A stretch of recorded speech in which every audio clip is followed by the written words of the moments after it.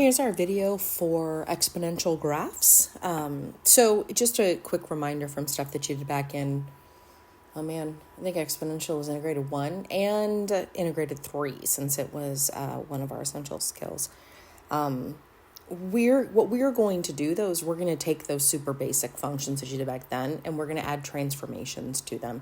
So much like the stuff that we did with transformations last year in integrated 3, we're just going to do it with exponentials now. And we're going to add more to it. So we'll have like stretches and compresses and stuff like that and reflections. So just a quick reminder, if we're talking about like the parent or mother of the exponential functions, it's going to be y is equal to a to the x power, where a is a real number. But we have to make sure too that a is a little bit more specific than that. So a is real, yes. It is not negative, since that is not an exponential graph. It is not 0, because 0 to any power is just 0, except 0 to the 0, but that's a calculus thing. It's also not 1. If it was 1 to any power, that's just 1. So it doesn't give you the exponential that you're looking for. So it's not negative, it's not 0, and it's not 1. It follows the same rules with logarithms. You can't have a base that's 0, you can't have a base that's 1, you can't have a base that's a negative number, because that would match up with the base of an exponential, and you can't do that. So got a little table here set up for you, and we're just going to do -2 to 2 for our x values for the parent or the mother, and then we are going to transform those points to come up with our points for the graph. So if you can do 2 to the 2 power, you can do 2 to the -2 powers. Remember, negative just means flip it over or find the reciprocal of it. If we do 2 to the -1 power, it's the same as 2 to the 1 power, just flipped over.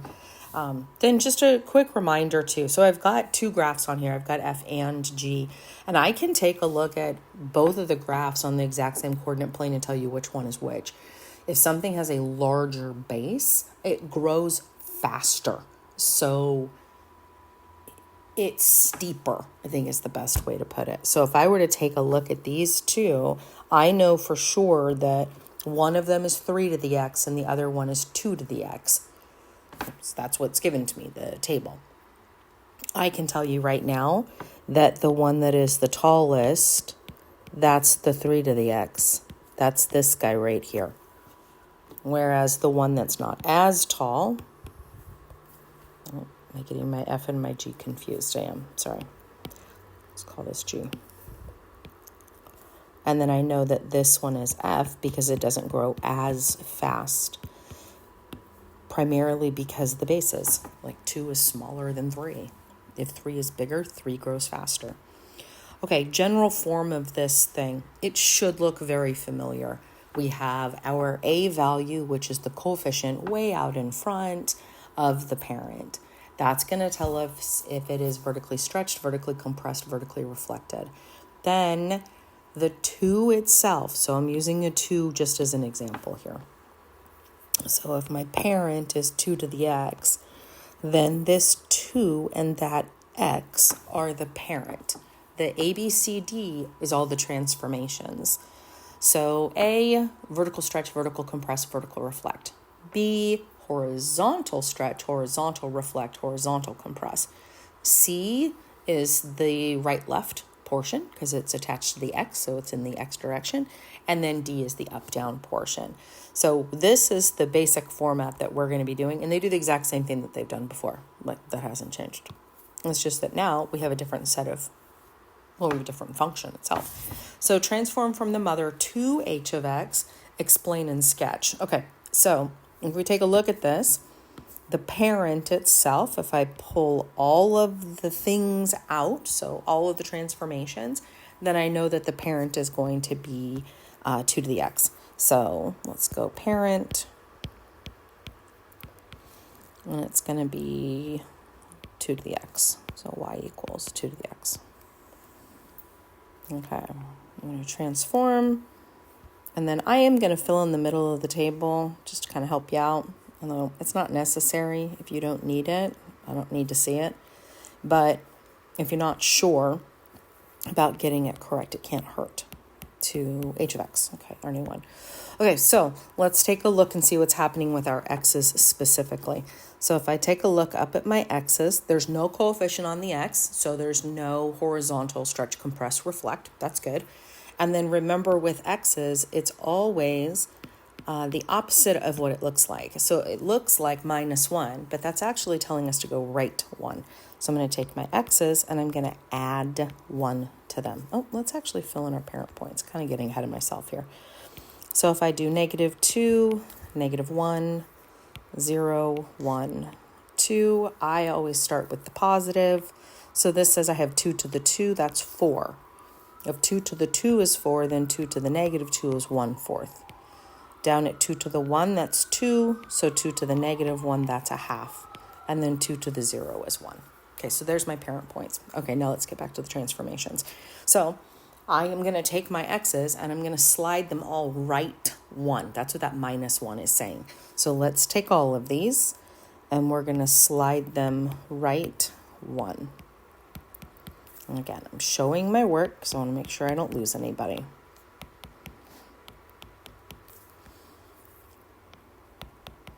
Okay, so that's going to give me a -1, a 0, a 1, a 2, a 3. Okay, now let's take a look at what's happening to our y's. And I'm just going to obey order of operations. So I'm going to do multiplication. I would have done multiplication first if there was one for the x. And then I'm going to do add, subtract second. So this says I've got let's do a different color here so I don't get it confused, -2 times the y. So I have -2y. And then jump over the stuff that's the parent and the x values, plus 3. Okay, so I'm going to do -2 times 1/4 plus 3, -2 times a half plus 3, -2 times 1 plus 3. I'm just taking all of these and plugging my y value in from the parent. Okay, if we go through and do the math. So the very top, so we've got -2 times 1/4. Well, -2 times 1/4 is -1/2. -1/2 plus 3, that is 2.5.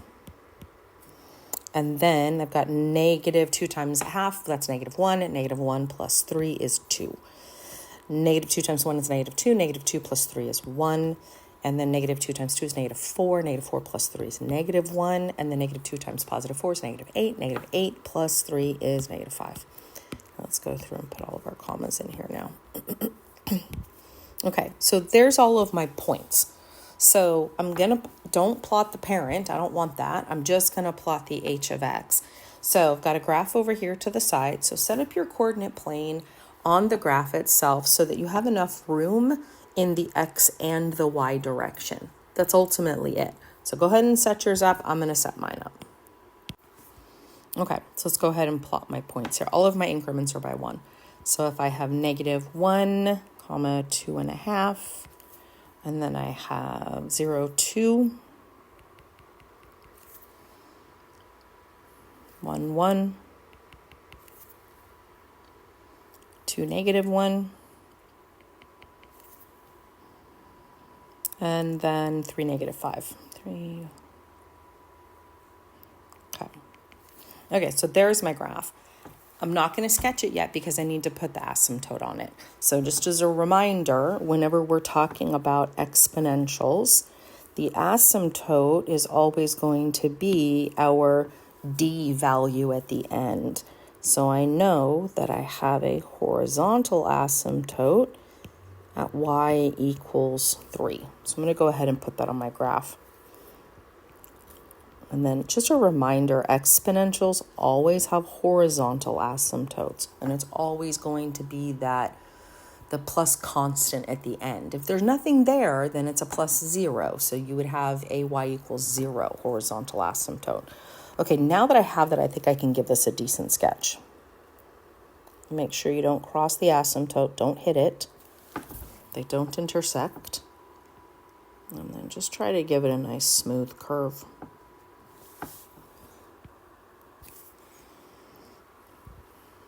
Okay, so we've got the sketch, we've got the horizontal asymptote. we can actually identify a whole bunch of things from this, and we need to do the transformation. So let's actually put more stuff in.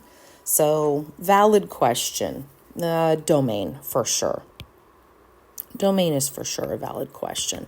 If you're talking about an exponential, it's all real numbers. You can plug in whatever you want for x. Range is also a valid question. So if I take a look at my graph, it looks like it goes as low as forever down, so negative infinity, all the way up to 3, but it'll never hit it. So make sure you put parentheses on it. What else could we ask for? We could ask for the y-intercept. That's possible. That y-intercept, and it's actually in my table, which is kind of nice, is 0, 2. I could even come up with my x-intercept. That's something that we're going to talk about a little bit later. Then I could, what else could I do? Oh, I could do my transformations.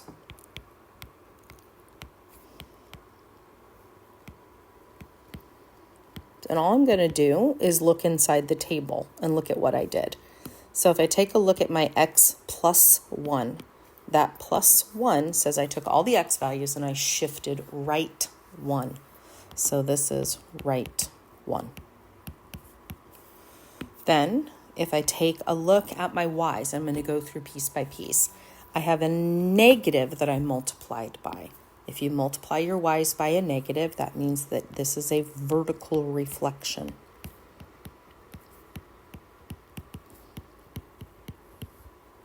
And keep going through with what happened with the y's. I multiplied by a negative. Okay, that's vertical reflection. But I also multiplied by 2. Multiplying by 2 means you take the distance between the y value points and you stretched them out. You doubled the distance between them. So this is a vertical stretch by, and I multiplied by 2. So it's a vertical stretch by 2. And then if I keep going, it looks like I did a plus 3. Well, plus 3 in the y direction means that I shifted up 3.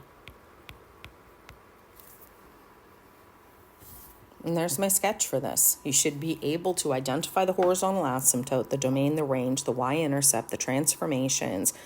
Is there an x-intercept? Yeah, there is. And you know what? While we're here, we may as well just do it. So to find the x-intercept,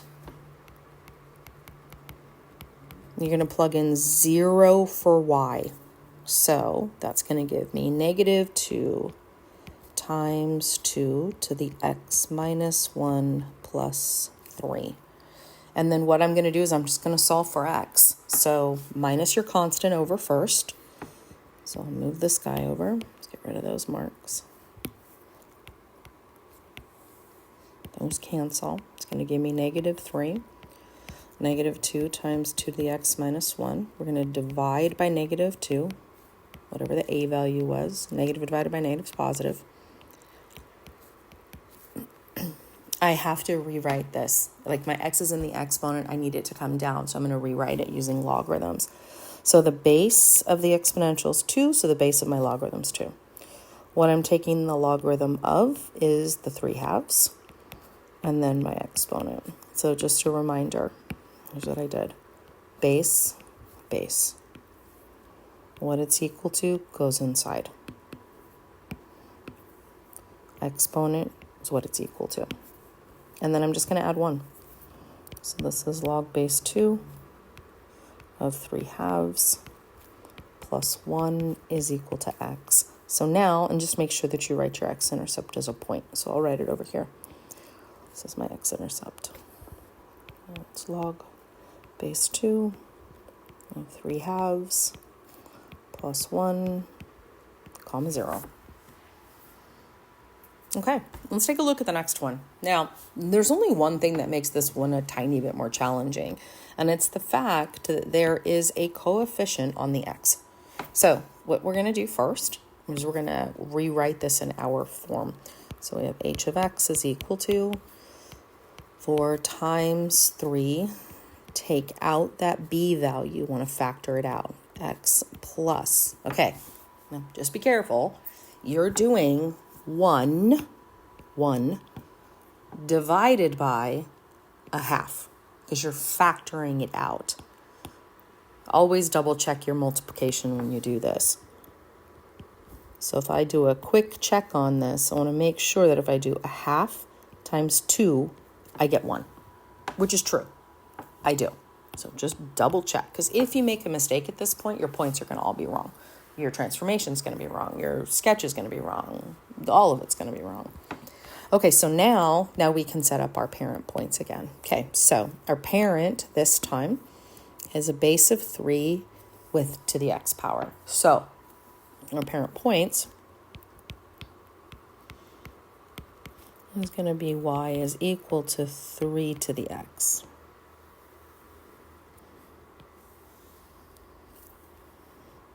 Set up our points. We're going to do -2, -1, 0, 1, 2. I'm always going to start with positive. 3 squared is 9.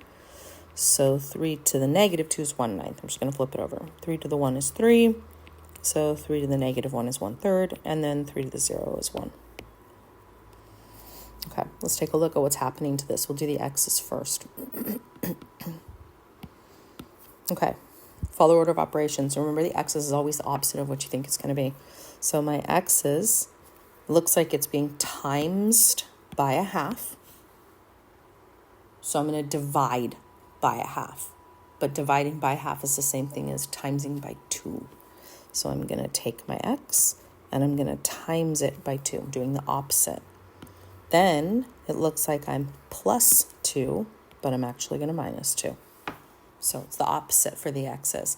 So times a half, times 2. Those are opposites of each other. Plus 2, minus 2. Those are opposites of each other. Okay, so let's go through and do that with our x's. We'll deal with the y's in a minute. So this is -2. Whoop, that's not true. This is 2 times -2 minus 2. 2 times -1 minus 2. Go ahead and fill in the table.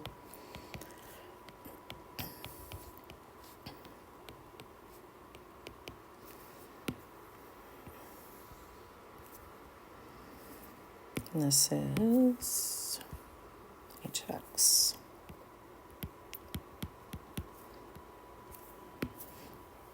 Okay, so if I do 2 times -2, that's -4. -4 minus 2 is -6.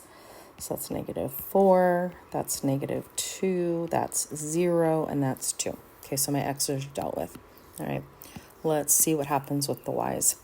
So with the y's, we do exactly what it looks like.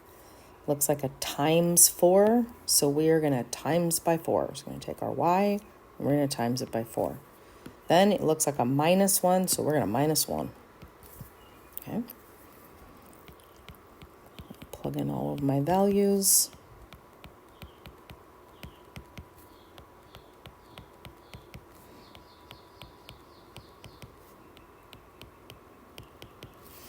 Okay. So if I do 4 times 1/9, that's 4/9. 4/9 minus 1. Okay, well, that's 9/9. So 4/9 minus, that's -5/9.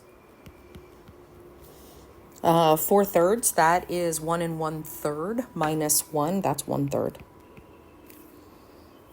That's going to give me 3. That is going to be 12 minus 1, and that's 36 minus 1. Now, just because I found the points does not mean I'm going to graph these, because those are huge. But I am going to plot some of the points so I can at least see what's going on. Before I go through and do that, I'm going to see if I can find where the asymptote is. So remember, this is an exponential. So all we're going to do is take a look at the constant at the end. So I'll put a red box around it so we can see it. So it's just that guy right there.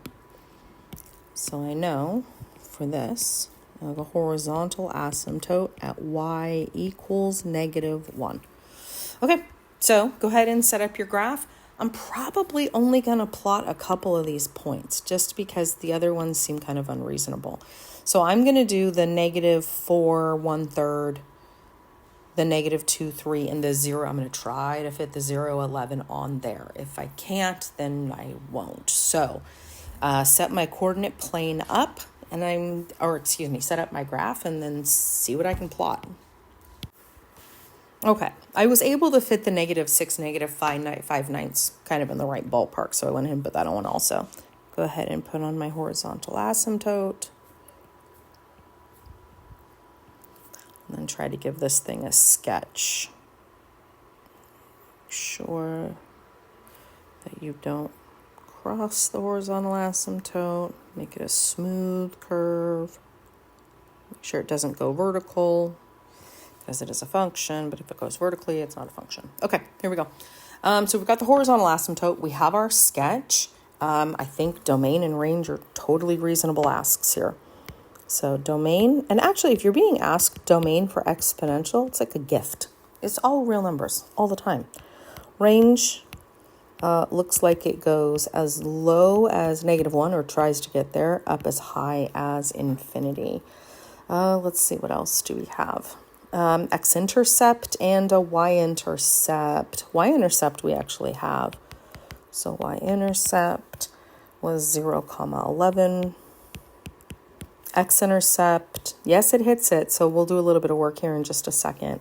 And then let's see if we can do the transformations. Okay, I'm just going to do the exact same thing. I'm going to take a look at the table, figure out what I actually did here. So I took my x's and I times them by 2. Okay, so your x's being times by 2 means you take the distance between two x values and you stretch it. So this is a horizontal stretch. And then say by how much? By 2. Okay, then we took the x values and we subtracted 2. Okay, so then that means that our x's are shifting left 2. So we're going to go left 2. Okay, now let's take a look at our y's. With our y's, first thing we did was we times by 4. Okay, so then that means that that is a vertical stretch.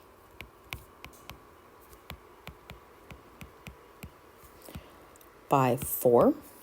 And then we took those y values and we subtracted 1. So we went down 1.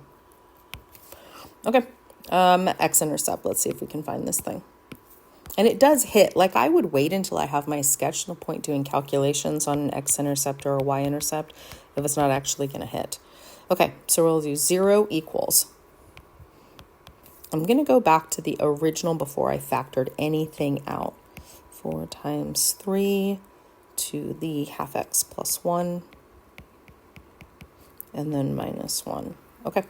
I'm going to go through and follow the exact same process I did before. I'm going to move my constant to the other side. So I'm going to plus 1. So 1 equals.